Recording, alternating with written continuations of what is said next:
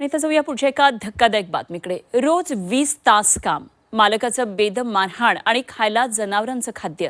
एका कारखान्यातून अल्पवयीन मुलांसह 13 मजुरांची पोलिसांनी यशस्वी सुटका केली आहे। या मजुरांना गेल्या अनेक महिन्यांपासून डांबून ठेवून दिवसातून तब्बल 20-20 तास काम करण्यासाठी भाग पाडलं जात होतं।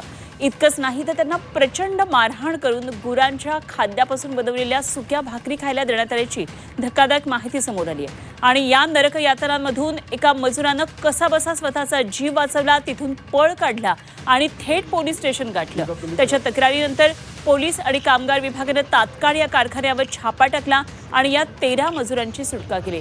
सुटकेनंतर पोलिसांनी सर्वप्रथम भाऊक झालेल्या या मजुरांना पोलीस ठाण्यामध्ये जेवण दिलं।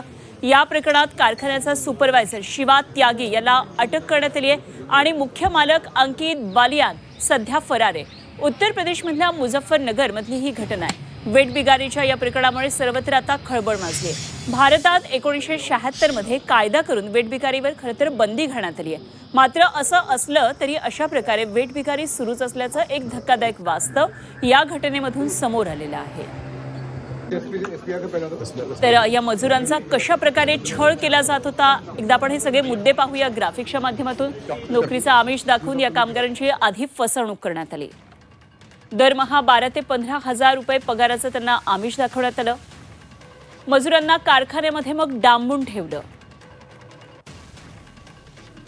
मजुरांकडून 20 तास काम करून घेतलं जायचं। दिवसातून जेमतेम 2 ते 3 तासच झोप मिळायची।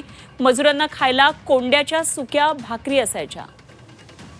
मजुरांना पट्टे, लाठ्या आणि भाल्यासारख्या टोकदार शस्त्रांनी मारहाण केली जायची। मजुरांच्या पाठीवर, कमरेवर आणि पायावर मारहाणीच्या जखमा सुद्धा दिसून येतात। या मारहाणीमध्ये नेपाळच्या एका मजुराचा मृत्यू झाल्याचं सुद्धा सांगण्यात येते, तसा आरोप होतोय। दहशतीसाठी मालकानं भिंतीवर गोळीबार सुद्धा केल्याचं या मजुरांनी सांगितलंय। या मजुरांवर पिटबुल कुत्रे आणि सीसीटीव्हीचा पहारा होता।